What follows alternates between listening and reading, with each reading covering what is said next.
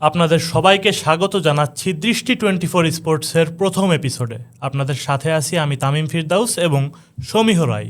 প্রথমে শুরু করি আমরা ব্রাজিলের ন্যাশনাল টিম স্কোয়াড, যেটা গতকালকে রাতেই আমরা দেখতে পেয়েছি খুব জমকালো অনুষ্ঠানের মাধ্যমে কোচ আনচেলত্তি সেটা পাবলিশ আসলে করেছেন। এটা মানে একটু অতিরিক্ত না, অনেক জমকালো হয়েছে। আমি এতটা এক্সপেক্ট করি নাই, ভাবছিলাম যে ভালো করবে, বাট এতটা এক্সপেক্ট করি নাই। সেখানে কিছু ইম্পর্টেন্ট নাম আছে যারা ঢুকে পড়ছে, আবার কেউ কেউ আছে যারা বাদ পড়ে গেছে। যেমন আমরা নেইমারের টপিকটা একটু প্রথমে শুরু করি। নেইমারকে নিয়ে আমরা আসলে একটু কনফিউজড ছিলাম যে সে থাকতে পারবে কি না, বাট দেখলাম যে শেষমেশ সে আছে। কিন্তু এখানে একটা ব্যাপার কি, নেইমার যখন দলে জায়গা পেল, সাথে কিন্তু আমাদের আরও কিছু ভালো প্লেয়ারের চান্স কিন্তু কমে গেল। তো জোয়া পেদ্রো যখন আমরা দেখেছি একটা অসাধারণ সিজন খেলেছে, সাথে কিন্তু চেলসির অ্যান্ড্রে সান্টোস, সেও কিন্তু একটা অসাধারণ সিজন খেলে গিয়েছে।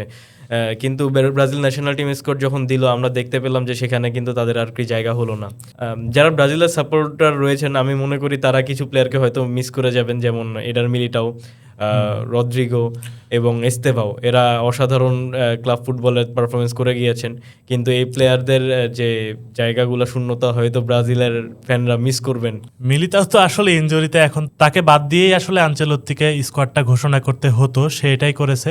সাথে আপনি আরেকটা বিষয় একটু খেয়াল করেন, যেমন দেখবেন পিএসজির মার্কিউনাস এবং আর্সেনালের গ্যাব্রিয়েল ম্যাগালেস, হ্যাঁ, এই দুইজনই কিন্তু চ্যাম্পিয়ন্স লিগের ফাইনাল খেলতেছে। এবং এই দুইজনকে আপনি যদি দেখেন, এরা দুইজনই কিন্তু ব্রাজিলের মেইন স্কোয়াডে সেট। এবং বিশ্বকাপে যদি বলেন, ব্রাজিলের ডিফেন্সের বাকি যারা আছে তাদের থেকে এদের যেই এক্সপিরিয়েন্স বা ক্যাপাবিলিটি, আমার মনে হয় যে তারা দুইজনই বিশ্বকাপে স্টার্ট করবে। এছাড়া মিডফিল্ডে আমাদের ক্যাসেমিরোর মতো এক্সপিরিয়েন্স প্লেয়ার, আর আমাদের যদি ফরওয়ার্ডের দিকে তাকাই, ভিনিসিয়াস জুনিয়র, রাফিনা, এই প্লেয়ারগুলোর উপরে আমরা আসলে ভরসা করতেই পারি ব্রাজিল ন্যাশনাল টিমের উপরে। তার থেকে আরও ইন্টারেস্টিং ব্যাপার হচ্ছে কি, গতকালকে যখন আমি অনুষ্ঠানটি দেখছিলাম, সেটি আমাকে 2002 সালের স্কোয়াড দেওয়ার ঘোষণা যখন দেয়, তখনকার কথাটা আসলে মনে করিয়ে দেয়। তখনও কিন্তু রোনালদো নাজারিওকে যখন নেওয়া নিয়ে একটা দ্বিধাদ্বন্দ্বে ভুগছিল, কিন্তু দিন শেষে আমরা রোনালদো নাজারিও এখন হয়ে গেছে নেইমার জুনিয়র।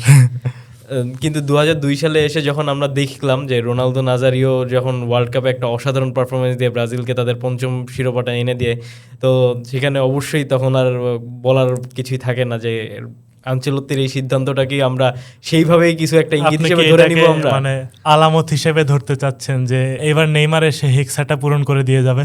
আপনি যদি দেখেন, নেইমার কিন্তু শুরু থেকেই যখন মিশন হেক্সাটা শুরু হয়, তার প্রথম দিকের ক্যান্ডিডেট হিসেবেই কিন্তু নেইমার কাজ করে যাচ্ছিল। তো আমরা কিছুটা হলেও আশা রাখতে পারি। এখনো পূরণ হলো না, 24টা বছর পার হয়ে গেল। দেখা যাক, যেহেতু world cup greatest show on earth, আমরা ভরসা রাখতেই পারি কোচ আনচেলত্তির উপরে। অ্যান্ড ওয়ার্ল্ডের বেস্ট কোচ যখন আমরা হায়ার করেছি, সো কিছুটা হলেও তো আমাদের আশা তো আছেই ব্রাজিল ন্যাশনাল। অবশ্যই ব্রাজিলের প্লেয়াররা এই আশাটা রাখতেই পারেন। সাথে আমরা একটু ব্রাজিলের টপিকটা যেহেতু এনেছি, আমরা আর্জেন্টিনা থেকেও একটু ঘুরে আসি। ব্রাজিলের যেমন আমরা দেখতে পাচ্ছি একটু ভালো অবস্থা, আর্জেন্টিনার অবস্থা কিন্তু আমরা এতটা ভালো, হয়তো ভালো আছে কিন্তু এতটা ভালো আমরা বলতে পারছি না, কারণ আর্জেন্টিনাতে ইদানিং অনেক ইনজুরির সমস্যা আমরা দেখতে পাচ্ছি। যেমন আর্জেন্টিনার মেইন ডিফেন্স লাইনের 3টা প্লেয়ার তারা ইনজুরিতে, লিজান্দ্রো মার্টিনেজ, ক্রিস্টিয়ান রোমেরো, এরা দুইজনই এখন পর্যন্ত ইনজুরিতে আছে। সাথে রাইট ব্যাকে আর্জেন্টিনার বেস্ট অপশন, সেও কিন্তু পেশির চোটে এখনও নিশ্চিত না সে কবে ফিট হয়ে মাঠে ফিরতে পারবে। হয়তো বিশ্বকাপের আগে ফিরতে পারবে, কিন্তু ফুল ফিট অবস্থায় মলিনাকে পাওয়া নিয়ে আর্জেন্টিনার একটু সংশয় হয়তো বা থাকবে। আর রোমেরো, লিজান্দ্রোর ক্ষেত্রেও একই অবস্থা। সেক্ষেত্রে আমরা আরেকটা টপিকে একটু যেতে পারি, কোমোতে নিকোপাজের টপিকে। নিকোপাজকে আমরা দেখতে পেয়েছি, নিকোপাজ কিন্তু এই সিজনে অসাধারণ লেভেলের পারফরমেন্স দিয়েছে। বলা যায় কোমোকে সে একাই টেনে নিয়ে আসছে এই পর্যন্ত। নিকোপাজের পেশিতে সামান্য একটু চোটের কারণে আর্জেন্টিনা থেকে চাচ্ছে সে যাতে সিরিয়াতে আর কোনো ম্যাচ না খেলে, একটা ম্যাচই বাদ আছে। কিন্তু কোমো থেকে আবার তারা বলছে যে নিকোপাজকে আমাদের ওই এক ম্যাচের জন্যও লাগবেই।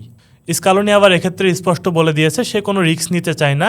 নিকো পাজ বিশ্বকাপে আর্জেন্টিনার জন্য একটা বড় এক্স ফ্যাক্টর হিসেবে কাজ করবে। কিন্তু আপনি যদি স্কেলনির দিকে লক্ষ্য করেন, স্কেলনি কিন্তু লাস্টবারের আমাদের ওয়ার্ল্ড কাপ যে হয়েছিল 2022 সালে তার চ্যাম্পিয়ন কোচ, এবং তার ট্যাকটিক্স সব সময় একটু ডিফারেন্ট থাকে, আমরা দেখে এসেছি। তো আমরা স্কেলনি নিয়ে যখন কথা বলছিলামই, তো সেক্ষেত্রে আমাদের আর্জেন্টিনার যে কি প্লেয়ার লিওনেল মেসি, তার কথা বলতে আমরা রিসেন্ট টাইমে কিন্তু দেখেছি ইন্টার মায়ামিতে যে সে লাস্ট ম্যাচটা খেলেছে, সেখানে কিন্তু সে তার দুর্দান্ত ফর্ম ফেরত নিয়ে এসেছে।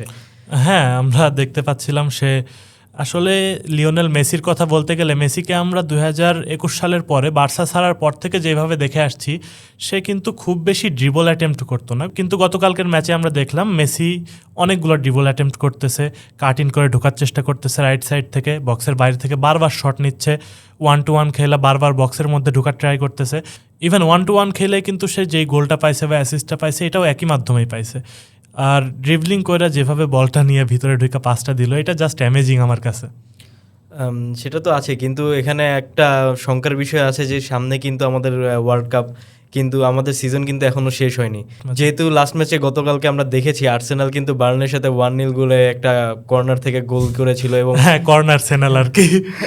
সেটা তো আছেই, কিন্তু কাই হ্যাভার্টস কিন্তু দুর্দান্ত হেডারের মাধ্যমে কর্নারটি দিয়েছিল আর কি। হ্যাঁ, তা তো বলাই লাগবে। এছাড়া আছে যে আমাদের ম্যান সিটিতে কিন্তু দেখা যাচ্ছে যে আজকে রাতে ম্যান সিটির খেলা রয়েছে, কিন্তু সেখানে আমরা দেখি যে ম্যান সিটি কি আদৌ আর্সেনালকে টক্কর দিয়ে সামনে যেতে পারবে কি না।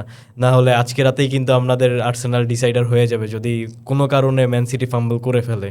সেক্ষেত্রে আমরা এক্সপেক্ট করতে পারি সিটি ফাম্বেল করবে না, এবং আমরা আর একটা ইপিএল এর ব্যাটেল দেখবো একদম লাস্ট ডে পর্যন্ত, সিটি এবং আর্সেনালের। এটা তো আশা করাই যায়, কিন্তু গতকালকে একটি নিউজ কিন্তু বেশ ছড়িয়ে পড়েছে যে ম্যানচেস্টার সিটিতে কিন্তু পেপ গার্দিওলা আর থাকছেন না। সিটিতে সে আসলে 10 বছর ছিল, 10 বছরে সে সিটির হয়ে প্রথম ইপিএল জিতছে, প্রথম চ্যাম্পিয়ন্স লিগ জিতছে, সব কিছুই বলতে গেলে সে টোটাল 20টা ট্রফি জিতছে। এটা কিন্তু হিউজ, 10 বছরে যে কোনো ম্যানেজারের পক্ষেই ইপিএল এর মতো জায়গাতে এটা হিউজ একটা। কিন্তু এই সিজনে কিন্তু সে এফএ কাপ ট্রফি নেওয়ার মাধ্যমেই তার হয়তো সিজনটা শেষ করতে যাচ্ছে। এরপর দেখা যাক সেই ইপিএলটা জিততে পারে কি না। সেটা তো অবশ্যই, কিন্তু আর্সেনালের উপরেও কিন্তু বেশ প্রেশার রয়েছে, কারণ একের সাথে তাদের যেরকম ইপিএল এর প্রেশার, এবং এছাড়া সামনে চ্যাম্পিয়ন্স লিগ ফাইনাল। নেক্সট ম্যাচটা তো আর্সেনালের ক্রিস্টাল প্যালেসের সাথে, তারা এই সিজনে হয়তো বা অতটা আর্সেনাল যেভাবে খেলতেছে তার ধারে কাছেও হয়তো বা তারা থাকবে না।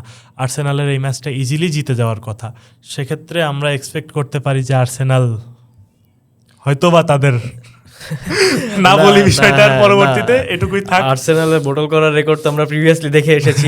এখন দেখার বিষয় আর্সেনাল প্রিমিয়ার লিগ বোটল করলেও তাদের চ্যাম্পিয়ন্স লিগে কিন্তু তাদের কম্পিটিটর হচ্ছে গিয়ে পিএসজি, যারা কিনা লাস্ট ইয়ারের চ্যাম্পিয়ন।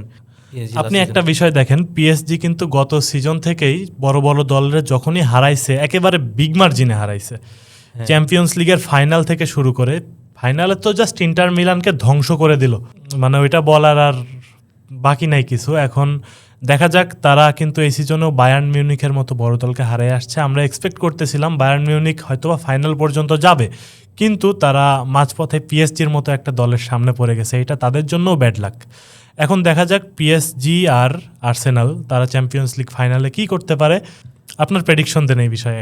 আমি যেহেতু পিএসজিকে লাস্ট সিজনে দেখেছি এবং এই সিজনও তাদের দুর্দান্ত পারফরমেন্স, এবং বায়ার্ন মিউনিক কিন্তু এবারের মোস্ট ফেভারিট টিম ছিল আমার কাছে, কিন্তু সেই বায়ার্ন মিউনিককে যখন হারিয়ে তখন পিএসজি জিতে এসেছে, তো আমি আশা করছি যে পিএসজি এবার চ্যাম্পিয়ন্স লিগ ট্রফিটা আবার তাদের কাছে রেখে দিবে। কিন্তু আমরা দেখেছি ইউসিএলের নতুন ফরম্যাটটি যখন এসে গিয়েছে তখন কিন্তু প্লেয়ারদের ম্যাচের সংখ্যা অনেক বেশি বেড়ে যায়, যার কারণে প্লেয়ারদের কিন্তু ইনজুরির সংখ্যাটাও অনেক বেড়ে গিয়েছে। হ্যাঁ, আপনি দেখেন এখন উসমান ডেম্বেলের কথা আপনি একটু দেখেন, সে কিন্তু ইনজুর্ড অবস্থায় এখন আছে। সে লাস্ট ম্যাচে মেবি প্যারিস এফসির সাথে বাম পায়ে একটা টান লেগে 27 মিনিটে তাকে উঠিয়ে নেওয়া হয়েছিল। হ্যাঁ, হয়তো বা লুইস এনরিকে তখন চাই নাই যে ফাইনালের আগে তাকে নিয়ে রিস্ক নিতে, ওই জন্য উঠিয়ে নিয়েছে। আবার প্রেস ব্রিফিংয়ে এসে বলছে যে ডেম্বেলের ইনজুরিটা অতটা সিরিয়াস কিছু না, আমরা এটাকে রেস্ট হিসেবে দেখছি, রেস্ট দিচ্ছি, আমরা তাকে ফাইনালে দেখতে পারবো সরাসরি। কিন্তু সামনে যেহেতু ওয়ার্ল্ড কাপ আছে, সব প্লেয়ারের সুস্থতাই আমরা আশা করছি। তো আমরা সবাই এক্সপেক্ট করি যাতে বিশ্বকাপটা সব প্লেয়ারই সুস্থভাবে অংশগ্রহণ করতে পারে, সুস্থভাবে তারা খেলতে পারে, তাদের সেরা পারফরমেন্সটা তারা বিশ্বকাপে দিতে পারে, আমরা যাতে বিশ্বকাপটা সুস্থভাবে কাভার করতে পারি এবং আপনারা যারা দর্শক আছেন আমাদের সামনে তারাও যাতে সবাই আমাদের সাথে একসাথে বিশ্বকাপটা উপভোগ করতে পারি, এই আশা রেখেই আমরা আজকের শো দৃষ্টি 24 স্পোর্টস এখানেই শেষ করছি। আমাদের সাথে থাকবেন, ভালো থাকবেন। পরবর্তীতে আমরা আবারও কোনো একটি এপিসোড নিয়ে আপনাদের মাঝে ফিরে আসবো।